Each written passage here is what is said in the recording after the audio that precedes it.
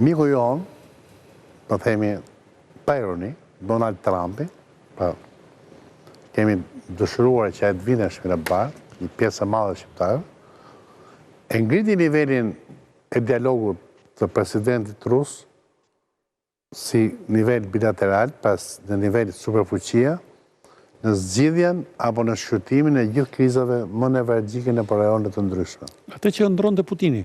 Atë që ndronte Putini. Pra, nëse Bideni, pavarësisht moshës, që ndonjëherë i meshin këmbët në aeroplanë etj. Kishte, si thuash, kompleksin e superioritetit të superfuqisë absolute. Trumpi, pavarësisht retorikës dhe madhështisë si ka etj. Gestikulacionet, duke u bërë dialoguesi kryesor i Moskës, e relativizon forcën e Amerikës. Apo Make America Great Again. Do me thënë, Putini u bëj fort që kur liberalët e futën në luft Ukrajinën me Putinin, dhe ata nuk mujten me nalu forcën e Putinit, si që menon ata që me bë Putinin të dështonte në Ukrajinë. Ata la një luft ku po vriten njerëzit, ku po shkaktohen pasojat mëdha ekonomike, jo vetëm në Amerikë për në gjithë botën. Liberalët e kryuan të luftën? Luftën liberalët e kryuan se në pushtet ishte Bideni, Shumi e tjerë, që sa ardhen ata në pushtet. Rënjën të luftës shkojnë shumë thella, nuk dakor që shkojnë, por ishin në periudhën e tyre. Dhe tani mos harrojmë edhe se historia përsëritet.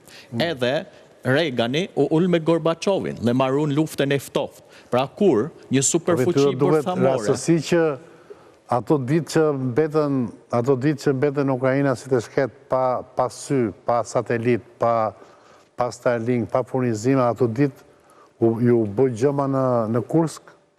Kjo është mënyra? Jo.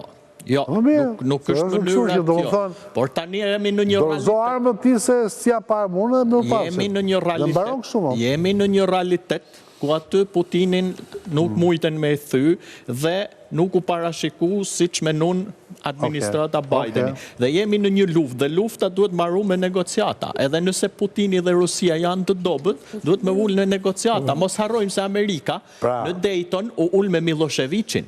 Pra do me thanë, kur një palë është e përfshime në luft, jetë të rrugë në marrëveshje. Amerika uli palë në Dayton, nuk uli bisedoj me ta. Uli palë, po bisedoj me gjitha, po këtë gjë po bëdhe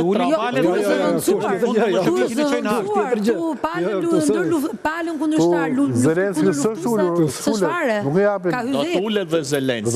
Jo, s'ullet fare Zelenski thonë.